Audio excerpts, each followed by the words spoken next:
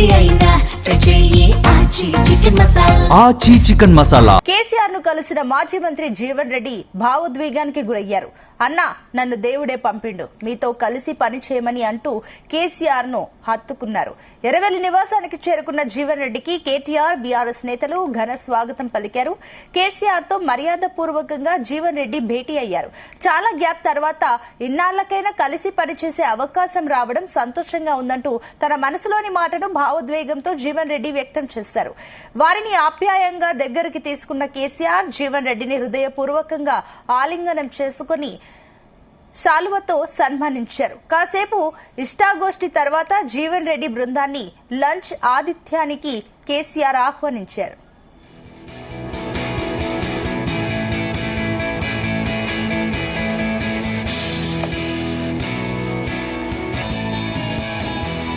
ఇదే అంశానికి సంబంధించి మరిన్ని డీటెయిల్స్ మా కరెస్పాండెంట్ గోపీకృష్ణ అందిస్తారు. గోపి, అయితే మాజీ మంత్రి జీవన్ రెడ్డి అయితే ఈ రోజు ఎర్రవెల్లిలోని ఫామ్ హౌస్ లో కేసీఆర్ అయితే మర్యాద పూర్వకంగా అయితే కలిశారు. నిన్న కేటీఆర్ జైత్యాల నివాసానికి వచ్చి జీవన్ రెడ్డిని అయితే ఇటు బీఆర్ఎస్ పార్టీలోకి రావాలంటూ కూడా ఆహ్వానించారు. ఇటు కేసీఆర్ ఆదేశాల మేరకు సూచన మేరకు అయితే ఎర్రవెల్లి ఫామ్ హౌస్ లో కేసీఆర్ ను కలుస్తారని చెప్పేసి కూడా కేటీఆర్ అయితే నిన్న ప్రకటించారు.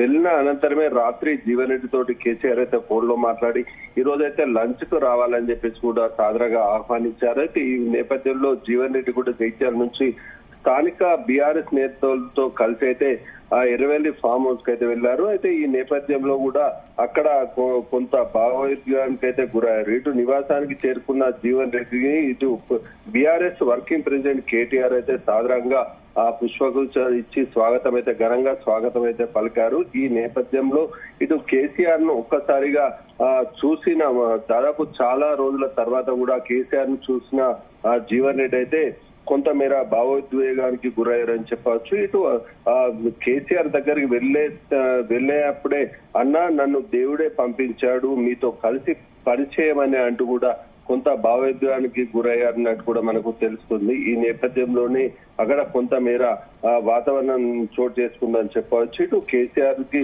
కలిసిన జీవన్ రెడ్డి అయితే తాను 2014లో తెలంగాణ రాష్ట్ర ఏర్పడ్డ వెంటనే కేసీఆర్ తనను పార్టీలోకి రావాలని కూడా ఆహ్వానించినప్పటికీ తాను పార్టీని దాదాపు సుమారు 4 దశాబ్దాల పాటు కాంగ్రెస్ పార్టీతో కలిసి పనిచేసిన నేపథ్యంలో అదే పార్టీలో కొనసాగుతారని కేసీఆర్ కి అయితే అప్పుడు చెప్పిన పరిస్థితి అయితే మరోసారి గుర్తు చేసుకున్నట్టు కూడా మనకు తెలుస్తుంది. అప్పుడు పార్టీలోకి ఆహ్వానించి తెలంగాణ పునర్నిర్మాణంలో భాగం పంచుకోవాలని చెప్పి కేసీఆర్ సూచించినప్పటికీ తాను వెళ్ళలేనని నమ్ముకొని పనిచేసినప్పటికీ తాను కొంతమేర కాంగ్రెస్ పార్టీ తనకు నష్టం వాటిల్లి తనను కాదని మరొకరికి అవకాశం ఇస్తూ తన స్థాయిని దిగజారుతూ వస్తుందంటూ కూడా ఆయన కొంతమేర భావోద్వేగానికి గురైనట్టు కూడా మనకు తెలుస్తుంది. ఈ పరిస్థితిలో రానున్న రోజుల్లో కేసీఆర్ తో పనిచేసేందుకు దేవుడే పంపించాడంటూ కూడా ఆయన తెలిపారు. అయితే ఈ పరిస్థితిలో మాత్రం కొంతమేర అక్కడ జీవన్ రెడ్డితో పాటు ఆయన కుమారులను కూడా కేసీఆర్ కి అయితే పరిచయం చేసిన అనంతరం మాత్రం ఇద్దరు మాత్రం చర్చించుకున్నట్టు కూడా తెలుస్తుంది. రానున్న భవిష్యత్తు కార్యాచరణ ఏ విధంగా చేయాలన్న కోణంలో కూడా కేసీఆర్ తో పాటు జీవన్ రెడ్డి చర్చించినట్టు కూడా తెలుస్తుంది. ఈ పరిస్థితిలో ఎప్పుడు చేరాలన్నది కూడా ఓ కోణంలో నిర్ణయానికి కూడా వచ్చినట్టు కూడా తెలుస్తుంది. ఇప్పుడు నేడో రేపో కూడా ఏ రోజు చేరుతారన్నది కూడా పూర్తి స్థాయిలో మాత్రం బయట ప్రకటించే అవకాశం అయితే మనకు కనిపిస్తుంది. ఇటు కేసీఆర్ తో భేటీ సందర్భంగా కూడా నిరంతరం తన నియోజకవర్గ ప్రజలతో రైతు నాయకుడుగా ఉన్న జీవన్ రెడ్డి మాజీ మంత్రి కొనసాగినప్పటికీ కూడా కాంగ్రెస్ అయితే తనను దాదాపు ఈ 4 టికెట్లు ఇప్పించి ఎమ్మెల్యే స్థాయి టికెట్లు ఇప్పించిన తనను కౌన్సిలర్ స్థాయి టికెట్లు ఇప్పించడం ఏంటంటే కూడా కొంతమేర భావోద్వేగానికి అక్కడ స్థానిక బీఆర్ఎస్ నేతలతో కేసీఆర్ తో చర్చించినట్టు కూడా తెలుస్తుంది. భవిష్యత్తులో అలాంటి పరిణామాలు రాకుండా రేవంత్ సర్కార్ ను గద్దె దించే విధంగా ముందుకే సాగాలని చెప్పేసి కూడా పలు సూచించినట్టు కూడా తెలుస్తుంది. ఇద్దరి మధ్య సుమారు గంటకు పైగా కూడా ఈ చర్చ కొనసాగినట్టు కూడా మనకు తెలుస్తుంది.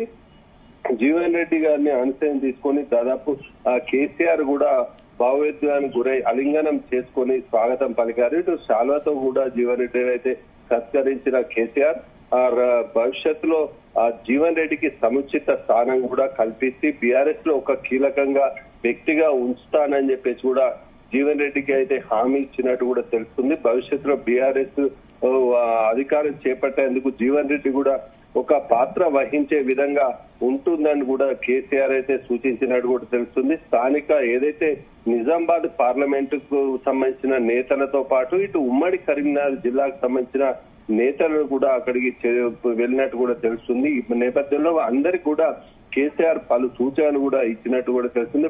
ఇటు ప్లీనరీ ఉన్న నేపథ్యంలో దానికి సంబంధించిన చర్చ కూడా కొనసాగినట్టు కూడా తెలుస్తుంది.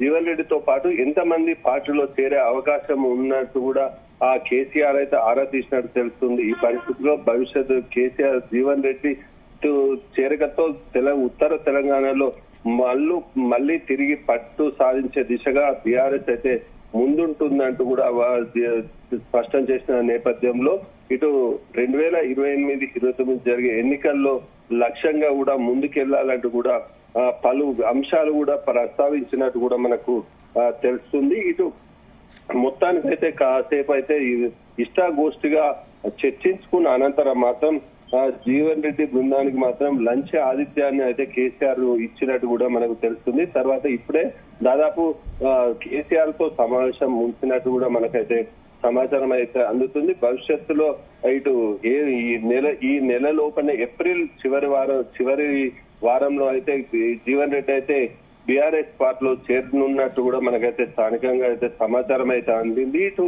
డేట్ అయితే పూర్తిగా క్లారిఫికేషన్ లేనప్పటికీ కూడా మీడియా ముఖంగానే ప్రకటిస్తామని చెప్పేసి కూడా బీఆర్ఎస్ నేతలు అయితే స్పష్టం చేస్తున్నట్టు కూడా తెలుస్తుంది. ఇటు ప్లీనరీ విషయం కూడా స్థానిక నేతలతో చర్చించినట్టు కూడా మనకైతే తెలుస్తుంది. ప్లీనరీ ఎక్కడ నిర్వహించాలి, ఏ విధంగా నిర్వహించాలన్న కోణంలో కూడా బీఆర్ఎస్ వర్కింగ్ ప్రెసిడెంట్ కేటీఆర్ తో కలిసి కూడా కేసీఆర్ ఈ స్థానిక నేతలు మాజీ మంత్రులతో కూడా చర్చించినట్టు కూడా తెలుస్తుంది. ఏదేమైనప్పటికీ కూడా జీవన్ రెడ్డి కేసీఆర్ తనను ఒక హాట్ టాపిక్ అయితే రాష్ట్ర రాజకీయాల్లో ఇద్దరు దాదాపు 4 దశాబ్ద కాలంగా కూడా ఆప్త మిత్రులుగా ఉన్నారు. వేర్వేరు పార్టీలో కొనసాగినప్పటికీ ఇప్పుడు ఇద్దరు కలిసి ఒకే పార్టీలో ఉంటూ కూడా భవిష్యత్తులో తెలంగాణలో రాజకీయ సమీకరణాలు ఎలా మారుస్తారన్నది కూడా కొంతమేర ఆసక్తి అయితే నెలకొంది. ఇటు రాష్ట్రంలో కూడా బీఆర్ఎస్ ను అధికారం తెచ్చే వరకు కూడా తాను ఖచ్చితంగా నిద్రపోనంటూ కూడా జీవన్ రెడ్డి అయితే భావోద్వేగానికి గురైనట్టు కూడా తెలుస్తుంది. అక్కడ స్థానిక నేతలతో కూడా కేసీఆర్ తోటి కూడా ఇదే విషయం చర్చించినట్టు తెలుస్తుంది. పలు ప్రజల్లోకి వెళ్ళిన పక్షంలో బీఆర్ఎస్ రానున్న ఎన్నికల్లో అయితే భవిష్యత్తులో బీఆర్ఎస్ కే రాష్ట్రంలో అవకాశం ఉందంటూ కూడా జీవన్ రెడ్డి అయితే కేసీఆర్ కూడా చెప్పినట్టు కూడా తెలుస్తుంది. ఈ నేపథ్యంలో మాత్రం పలువురు నేతలు కూడా బీఆర్ఎస్ కు ఆకర్షితులై రానున్న రోజుల్లో కాంగ్రెస్ పార్టీ నుంచి కూడా బీఆర్ఎస్ లో చేరికలు భారీగా అయ్యే అవకాశం ఉన్నట్టు కూడా మనకు బీఆర్ఎస్ వర్గాల ద్వారా అయితే తెలుస్తుంది. ఈ నేపథ్యంలో అయితే జీవన్ రెడ్డికి ఏ రోజు పార్టీలోకి ఆహ్వానం పలుకుతున్న నేపథ్యంలో ఇది ఎప్పుడు కండువా కప్పుకుంటానన్నది అయితే ఒక ఆసక్తి అయితే నెలకొంది. ఇటు జీవన్ రెడ్డి లేదా కేసీఆర్ ఎవరు దీన్ని ప్రకటిస్తారనేది కూడా ఒక ఆసక్తి అయితే నెలకొంది. ఇటు జీవన్ రెడ్డి మాత్రం కేసీఆర్ సూచనల మేరకే నడుచుకుంటానని చెప్పేసి కూడా స్పష్టం చేసిన పరిస్థితిలో కేసీఆర్ ఏం సూచించినారు, ఎప్పుడు అయితే సమావేశం ఏర్పాటు చేద్దాం, ఎక్కడ ఏర్పాటు చేద్దాం అనేది కూడా కొంతమేర చర్చిస్తున్నట్టు కూడా మనకైతే సమాచారం అయితే అందింది. చూడతా అయితే గోపి, ఇప్పుడు ఆల్మోస్ట్ అధికారికంగా చేరిక కన్ఫర్మ్ కాకపోయినప్పటికీ ఇప్పుడు ఏదైతే ఈ మీటింగ్ తర్వాత ఆల్మోస్ట్ కన్ఫర్మ్ అన్న సంకేతాలు స్పష్టంగా కనిపిస్తున్నాయి. అయితే ఈ చేరిక ద్వారా జగిత్యాల కానీ కరీంనగర్ ప్రాంతాల్లో రాజకీయ సమీకరణాలు ఏ రకంగా ఉండే ఛాన్సెస్ ఉన్నాయి? ఒకవేళ మారితే గనక కాంగ్రెస్ కి మంచి టఫ్ ఫైట్ ఇవ్వబోతుందా? బీఆర్ఎస్ కి ఇది ఒక మంచి మైలేజ్ అనుకోవచ్చా? ఎస్ సునీత, అయితే మనం మొదటి నుంచి కూడా చెప్తున్నాం ఏంటంటే జీవన్ రెడ్డి అయితే ఎప్పుడైతే కాంగ్రెస్ పార్టీకి రాజీనామా చేశారో అప్పటి నుంచి కూడా బీఆర్ఎస్ వైపే, అంటే ఇటు సర్వేలు కూడా దాదాపు ఇటు బీఆర్ఎస్ నేతలు సర్వే చేయించారు, ఇటు జీవన్ రెడ్డి పార్టీలో చేరితే ఏ విధంగా ఉంటుందని జీవన్ రెడ్డి సైతం తన ఇండివిజువల్ గా కూడా ఇటు బీజేపీ వాళ్ళు కూడా తన పార్టీలోకి రావాలని ఆహ్వానించినప్పటికీ కూడా ఇటు బీజేపీలోకి వెళ్తే మంచి ఉంటుందా, బీఆర్ఎస్ లోకి వెళ్తూ మంచి ఉంటుందా అన్న కోణంలో ఒక సర్వేని అయితే చేయించారు. అయితే ఈ నేపథ్యంలో జీవన్ రెడ్డి సర్వేలో కూడా ఇటు బీఆర్ఎస్ కే దాదాపు 80% వరకు బీఆర్ఎస్ వైపే మొగ్గు చూడడంతో జీవన్ రెడ్డి అయితే బీఆర్ఎస్ పార్టీలో చేరతానని మొదటి నుంచి కూడా చెప్తూనే ఉన్నారు. దాదాపు జీ తెలుగు న్యూస్ కూడా స్పష్టం 2-3 రోజుల క్రితమే బీఆర్ఎస్ పార్టీలో చేరతానని కూడా స్పష్టం చేసిన పరిస్థితి మనం చూసాం. అయితే మొదటగా దాదాపు బీజేపీ బీఆర్ఎస్ అయినప్పటికీ కూడా బీఆర్ఎస్ లో చేరతానని కూడా చెప్పారు. కానీ ఇటు అధికారికంగా నిన్న అయితే కేసీఆర్ సూచనల మేరకు అయితే కేటీఆర్ స్వయాన జైత్యాలకు వచ్చి అయితే జీవన్ రెడ్డి నివాసానికి వచ్చి బీఆర్ఎస్ పార్టీలోకి రావాలని ఆహ్వానించి చూసాం. కానీ జీవన్ రెడ్డి స్పష్టంగా కేటీఆర్ ముందే తాను రానున్న రోజు కేసీఆర్ ను ముఖ్యమంత్రి చేయడమే లక్ష్యమంటూ కూడా జీవన్ రెడ్డి అయితే అక్కడే ప్రకటించారు. దీని నేపథ్యంలో కూడా ఉత్తర తెలంగాణ వ్యాప్తంగా కూడా జీవన్ రెడ్డి ఎఫెక్ట్ అనేది ఉంటుందని చెప్పేసి కూడా పలువురు చర్చించుకుంటున్న పరిస్థితి కనిపిస్తుంది. ఎందుకంటే దాదాపు ఉమ్మడి కరీంనగర్ తో పాటు నిజామాబాద్, ఆదిలాబాద్, మెదక్ సంబంధించి గతంలో ఎవరు కూడా బీఆర్ఎస్ ప్రభుత్వం ఉన్న సమయంలో ఏకైక కాంగ్రెస్ ఎమ్మెల్సీగా కూడా జీవన్ రెడ్డి అయితే గెలుపొందిన పరిస్థితి. గ్రాడ్యుయేట్ ఎమ్మెల్సీగా జీవన్ రెడ్డి గెలుపొంది దాదాపు ఉత్తర తెలంగాణలో ఏకైక ఎమ్మెల్సీగానైతే కొనసాగి అపోజిట్ బీఆర్ఎస్ తో అయితే కొట్లాడిన అనుభవం అవుతుంది. ఈ నేపథ్యంలో జీవన్ రెడ్డికి సైతం ఈ 4 ఉమ్మడి పార్లమెంటు ఏదైతే ఎమ్మెల్సీ స్థానానికి సంబంధించిన నియోజకవర్గాల పరిధిలో మాత్రం జీవన్ రెడ్డికి అయితే బలం అయితే ఉంది. కొంతమేర గ్రామానికి కొంత 20 మంది లెక్కేసుకున్నా కానీ పూర్తి స్థాయిలో తాను బలం దాదాపు వేలల్లో ఉంటుందని చెప్పేసి కూడా సూచించారు. అయితే ఇప్పటికే తన అంచనా వర్గానికి ఏదైతే ఎమ్మెల్సీ స్థానానికి సంబంధించిన ఏదైతే కాంగ్రెస్ కార్యకర్తలు ఉన్నారో వాళ్ళతో కూడా చర్చించినట్టు కూడా తెలుస్తుంది. వారు కూడా జీవన్ రెడ్డి వెంటే ఉంటామని కూడా సూచించినట్టు కూడా తెలుస్తుంది. కొంత అధికార పార్టీ ఉన్న కాంగ్రెస్ ఈ ఏదైతే జీవన్ రెడ్డి అనుచరులుగా ఉన్నారో కొంతమందిని బెదిరింపులకు పాల్పడుతున్నట్టు కూడా మనకు తెలుస్తుంది. ఇటు స్థానిక ఏదైతే జీవన్ రెడ్డి అనుచరులు అయితే ఆరోపిస్తున్న పరిస్థితి కనిపిస్తుంది. ఇటు పదవుల ఆశ కావచ్చు, ఇదే లేకపోతే కాంట్రాక్టు పనుల విషయంలో కావచ్చు తాము ఇబ్బందులు గురి చేస్తామని చెప్పేసి బెదిరింపులకు పాల్పడుతున్నట్టు కూడా ఆరోపణలు అయితే వినిపించాయి. ఈ నేపథ్యంలో జీవన్ రెడ్డి సైతం కొంతమేర మాకు వేధింపులు అనేది సహజంగా భావిస్తూ దాన్ని ఎదుర్కోవడానికి కూడా సిద్ధమైనట్టు కూడా తెలిపారు. ఇటు 10 ఏళ్ల కాలం బీఆర్ఎస్ హయాంలో స్థానిక నేతల నుంచి తాము అనుభవించిన దాంట్లో ఇది చిన్న పార్టీ అని కూడా జీవన్ రెడ్డి కొట్టుపారేసిన పరిస్థితి ఉంది. ఇటు అప్పుడే కొట్లాడిన మాకు పోరాటం కొత్త కాదంటూ కూడా ఆయన స్పష్టం చేశారు. ఇటు తాను ఏకైక ఎమ్మెల్యేగా కాంగ్రెస్ గా కొనసాగానని ఎమ్మెల్సీగా కాంగ్రెస్ నుంచి ఒక్కొన్నే కొట్లాడి అప్పుడు అధికారంలో ఉన్న పార్టీ నుంచి అయితే నేను ఎదుర్కొని నిరాటం కొత్త కాదంటూ కూడా ఆయన స్పష్టం చేశారు. తన అంచనా వర్గాన్ని వేధింపులకు గురి చేసిన మాత్రాన కొంతమంది మాత్రం వెనుదిరిగే అవకాశం ఉన్నప్పటికీ మెజారిటీ నేతలు మాత్రం బీఆర్ఎస్ పార్టీలో చేరతారని కూడా స్పష్టం చేసిన పరిస్థితి కనిపిస్తుంది. దీంతో జీవన్ రెడ్డి బీఆర్ఎస్ లో ఆల్మోస్ట్ చేరినట్టే అనుకోవచ్చు. ఎందుకంటే జీవన్ రెడ్డి బీఆర్ఎస్ పార్టీలో చేరతానని స్పష్టం చేసిన పరిస్థితి మనకు కనిపించింది. కానీ ఏ రోజు చేరతానని మాత్రం అధికారికంగా అయితే మనకు వెలువడాల్సి ఉంది.